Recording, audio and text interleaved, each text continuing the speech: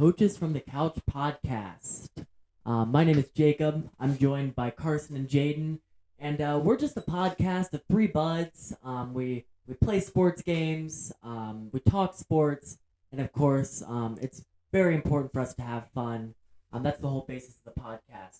I'm not going to take too much time introducing this podcast. I think first things first, unless you're living under a rock, right? Unless you're living under a rock, you probably realize the NBA finals are going on right now.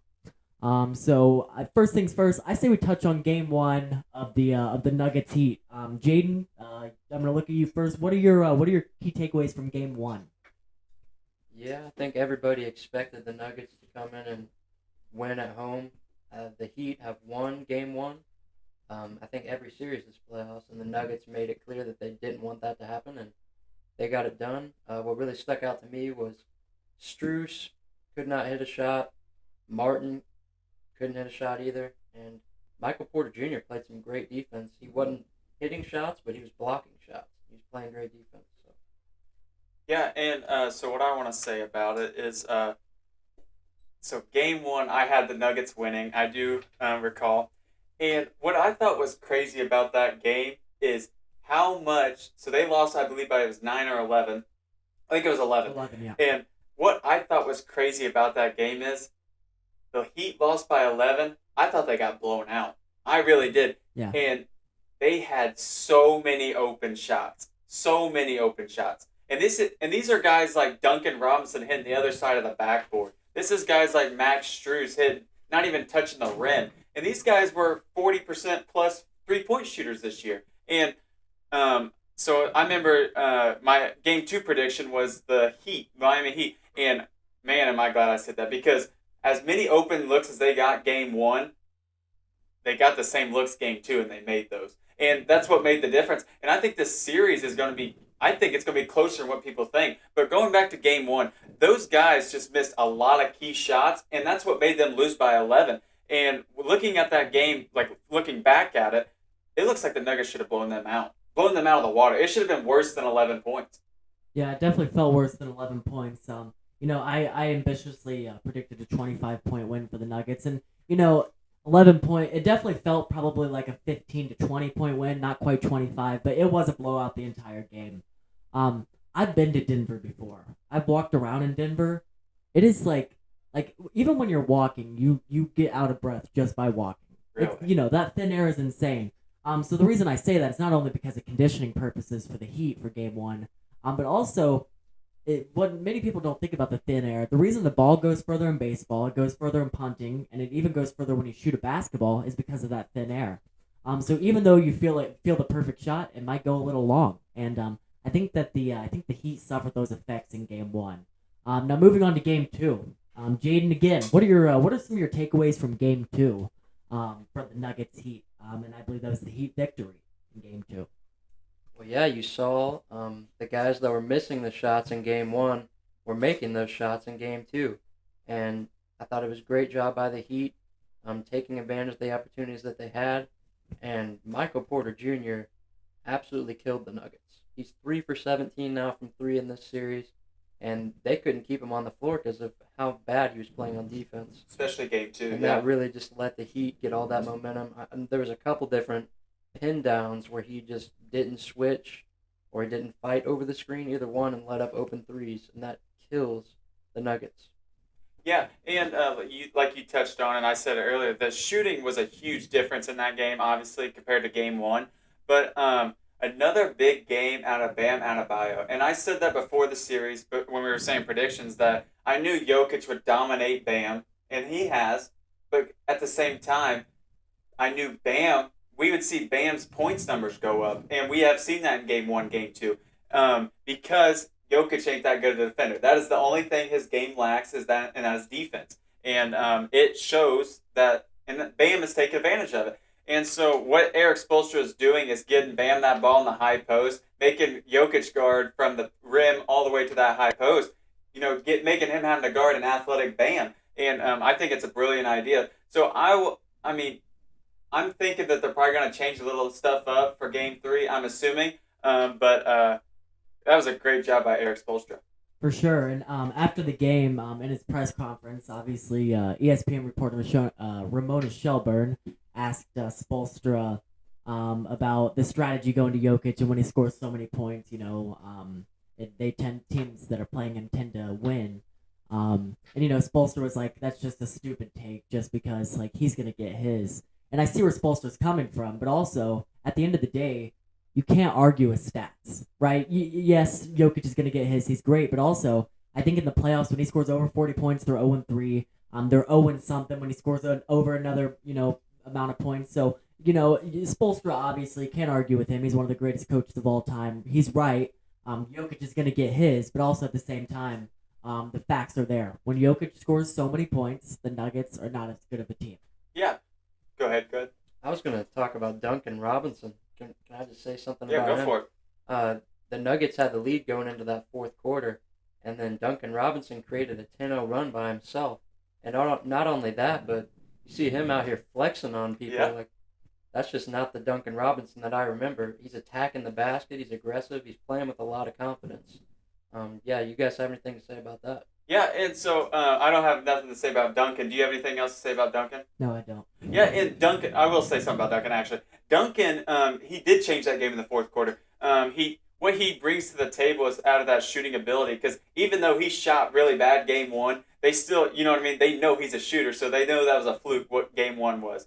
And so they're still trailing him on screen, so he gets a lot of back cuts. He gets a lot of curl screens for layups, and he is getting to the rim this year. And that's what the biggest thing for Duncan Robinson this year that he's improved on is getting to the rim. He is not just a catch and shoot guy, at least right now. He is getting to the rim, and he's done that all playoffs.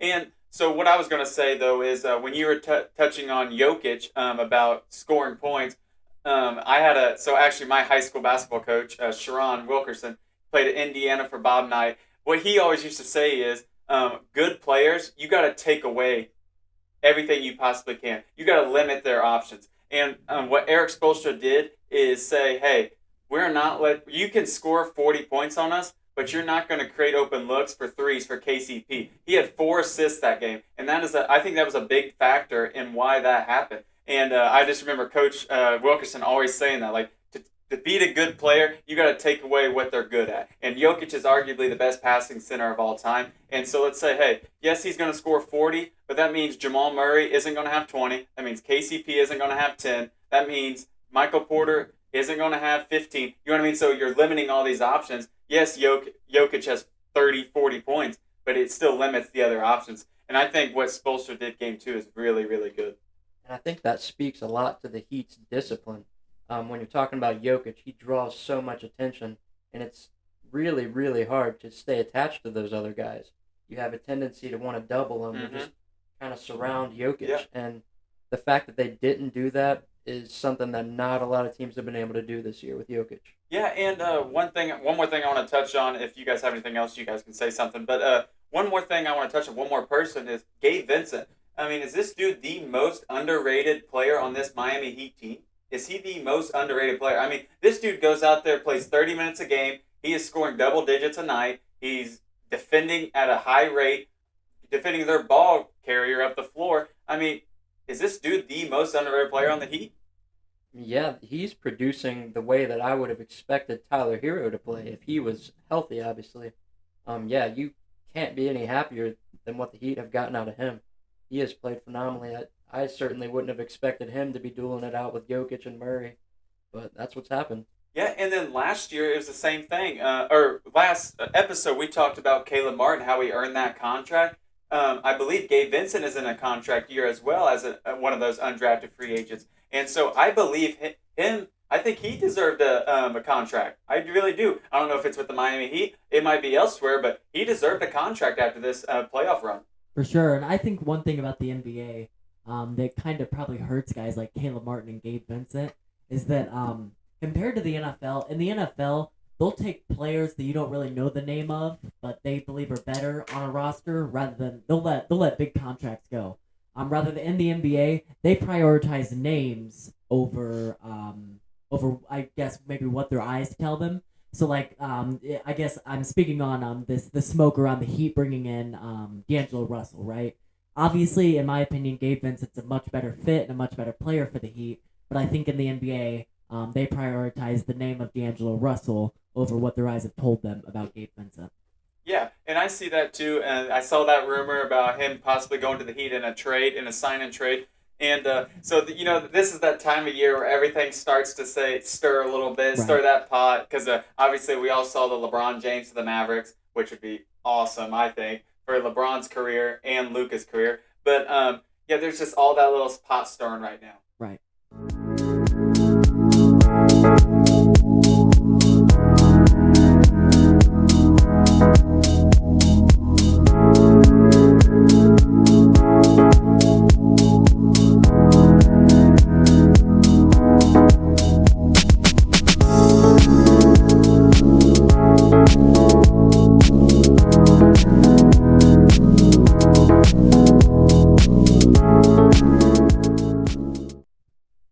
Well, temptation is the death of us all, and unfortunately, in the NFL, we have seen an Indianapolis Colt get suspended for an indefinite amount of time because of gambling, and that would be Isaiah Rodgers. What do you guys have to say about that?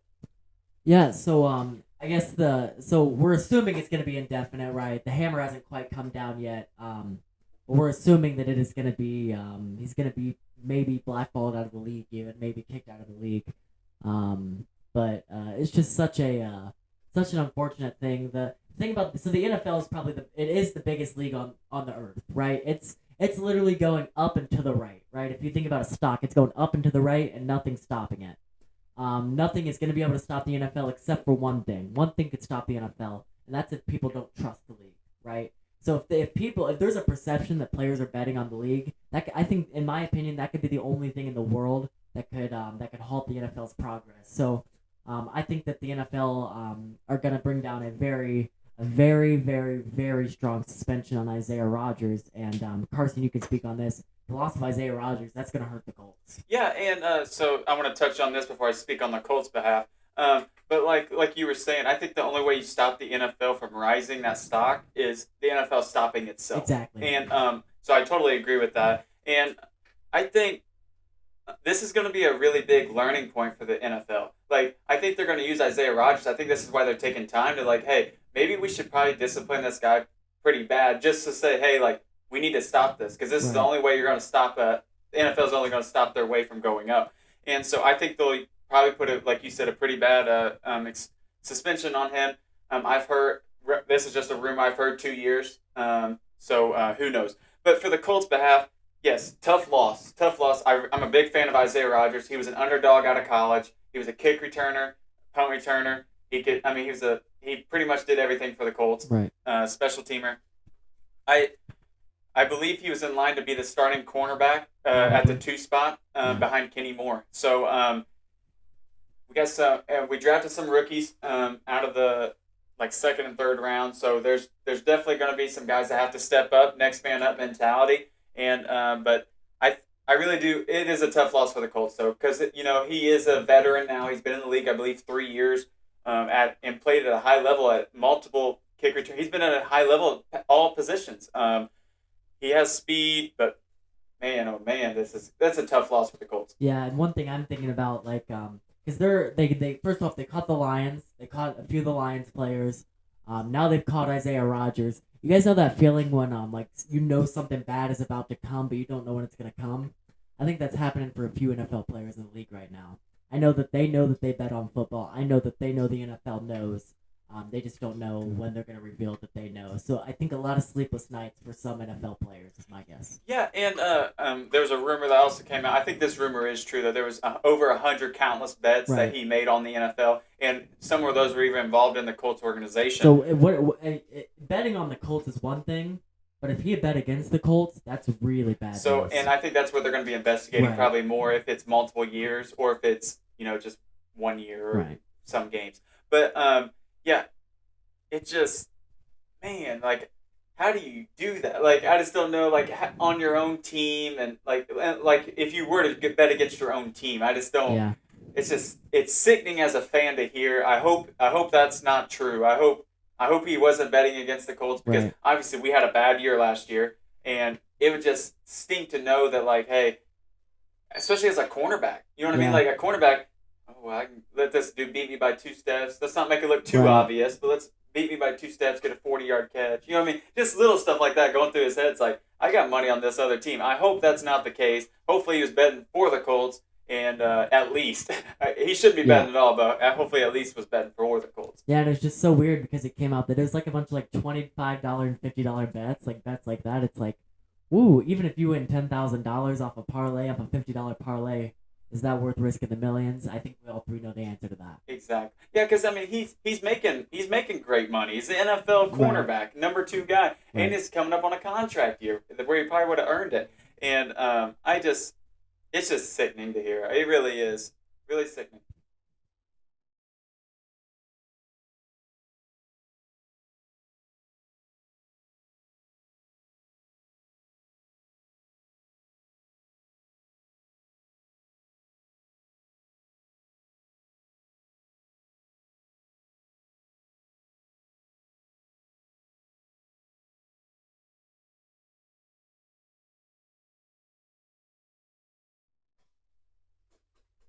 All right, so that brings us to today's game, where we are going to be guessing the players from a random draft class.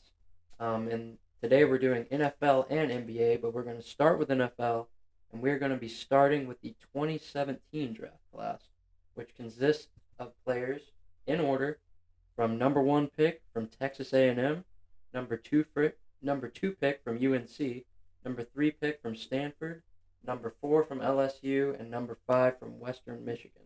Can you guys guess these draft picks? All right, so I'll start, or Yep, Carson has the first pick. okay. So 2017. I'm gonna go first guess. I think Cleveland Browns Myles Garrett. Is that right? That would be number 1, the Texas A&M player. Jacob, Gotcha. your guess. I have no idea. No idea? Like I honestly have no idea who number 2 is. North Carolina sucks, so What about? Drake May wasn't in it. Drake May wasn't in college in 2017. You don't have to do 2 though. Yeah, you can guess any of them. Yeah, I don't know any of them. That's the problem. Take a guess. Western Michigan, Antonio Brown. Incorrect. He was Central, I think. Yeah. I'll go Western Michigan. Was that John Ross? That was not. He went to Washington. Washington. Okay. Back to you. Oh, number 2, Mitch Trubisky, UNC. That is correct. Mitch Trubisky is the player from UNC. Okay. Let's see here. Back to Carson. Let's go. Western Michigan University. That is Corey Davis. That is correct. That is the Western Michigan player. Okay. Carson's up 2-1. Yep. Back to you, Jacob. LSU. When I hear LSU, I think DB University. I'm just trying to think of defensive back from 2017. 4 pick?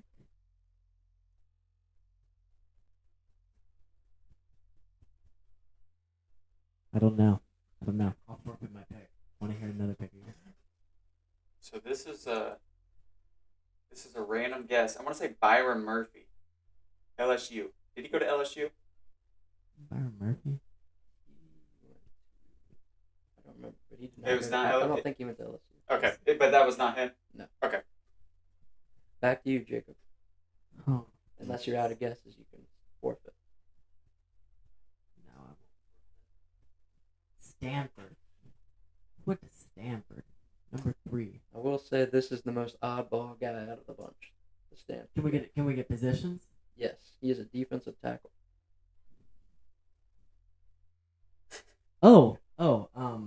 Eric Armstead? Nope. Very close. Dang it. They played together. I know. Solomon Thomas. Dang It's it. correct. It is Solomon Thomas. On it. Hey, Stanford. appreciate it. Alright, throw me a softball for LSU. What position? I'll give you the position since you're down 3-1. It is a running back. You know this? I think so. You do? I think. He had to be pretty dang good to go running back at 4. Yeah. Elite college running back. Leonard Fournette. That is Bingo. correct. Uncle Lenny at number 4 from Yeah. LSU. Gotcha. And that gives Carson the 3-2 win in the NFL portion. Now we will move on to the NBA edition. You guys ready for that? Yep. And he can have first this time.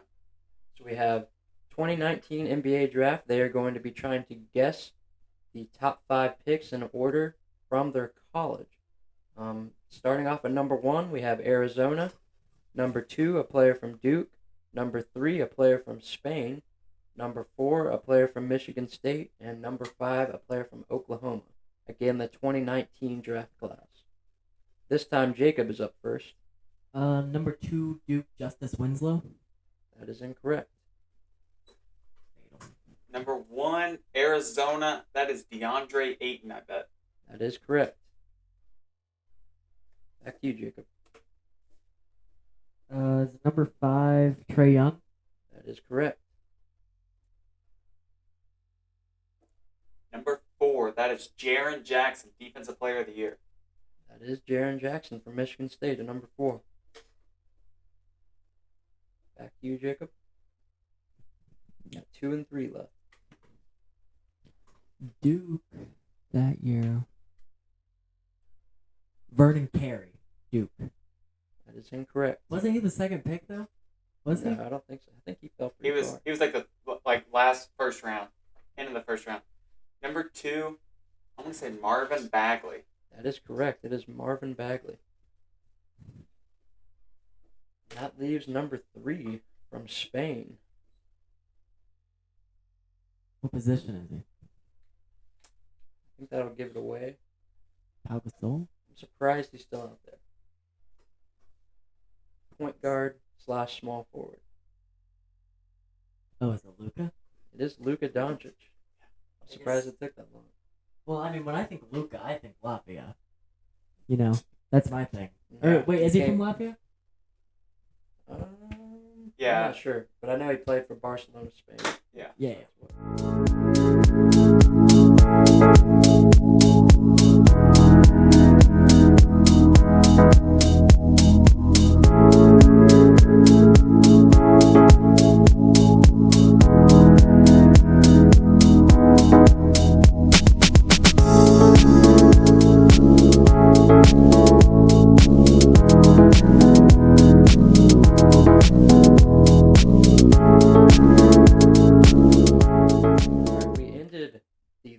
Podcast off with me asking the Cincinnati Reds to please call up top prospect Elly De La Cruz.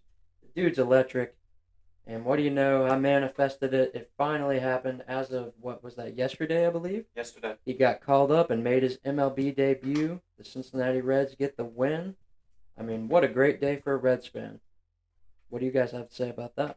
Yeah, and so just looking at him in that Reds uniform, number 4'4", about 6'5", like Jake's always said, the unicorn. I mean, the dude is just so energetic, so he just has that swagger to him where he is a player. And his first at bat, they are already treating him like an MLB veteran. I don't know if you guys watched the game, or I don't know if anybody watched the game watching this episode.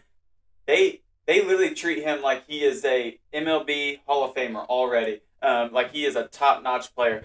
They're pitching around him, throwing low breaking balls, very rarely throwing a fastball. They threw one fastball to him, and he sent that thing to right center, 112 off the bat as his first MLB hit, and he got around the bases in the top 1% in the MLB. Dude's a freak. What do you think, Jake? Yeah, I think that so they the very first at bat of the game, second pitch, they threw him an inside curveball and he chased it. That was a bad swing. I watched the rest of the game, and the entire rest of the game they kept throwing that pitch and he didn't swing again at it. Probably 7 or 8 more times they threw him that inside curveball, same exact spot every time, and he didn't chase it. Because if there's one knock about Elly De La Cruz, it's strikeouts, right? He swings at really bad pitches, or he's known to. But it's nice to see that discipline come into his game, and I think that if there's anything that destroys him as a player, other than injuries, which can happen, it'd be strikeouts. So it's nice to see him develop that discipline, literally in his first career game.